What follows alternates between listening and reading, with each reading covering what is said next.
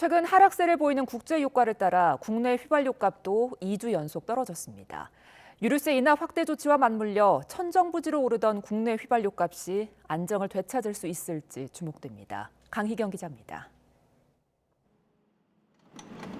무서운 기세로 치솟았던 국내 휘발유값이 4월 첫째 주 리터당 1,990.5원을 기록했습니다. 전주에 1.9원 내린 데 이어 2주 연속 하락했고 하락폭도 리터당 9.6원으로 더 커졌습니다. 최고가 지역인 서울은 리터당 18.9원 내린 2,049.7원, 최저가 지역인 대구는 16원 하락한 1,969.5원을 나타냈습니다.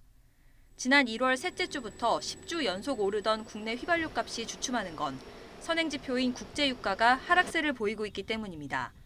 국내 수입 원유의 기준이 되는 두바이유는 3월 넷째 주 배럴당 112달러까지 치솟은 뒤 비축유 방출 등의 영향으로 4월 첫째 주에는 배럴당 102달러까지 떨어졌습니다.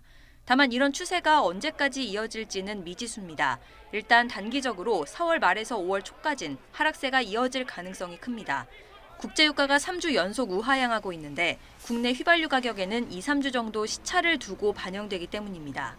그러나 비축유 방출 효과는 일시적일 뿐 우크라이나 사태 등 근본적인 문제가 해결되지 않으면 국제유가가 언제든 다시 뛸 수 있다는 점이 변수입니다. 수급이 개선된다 어떤 시그널이 없을 때는 장기적으로 봤을 때는 유가가 다시 상승세로 들어갈 가능성도 없지 않아 있어 보입니다. 이런 가운데 정부는 물가를 잡기 위해 다음 달부터 유류세 인하폭을 기존 20%에서 역대 최대 수준인 30%로 확대하기로 했습니다. 유류세가 30% 인하되면 지금보다 휘발유는 리터당 83원 추가 인하 효과가 있습니다. 그러나 이 역시도 국제유가가 폭등하면 인하 효과가 상쇄될 수 있는 만큼 물가를 잡기 위한 정부 고심이 깊어질 것으로 보입니다. YTN 강희경입니다.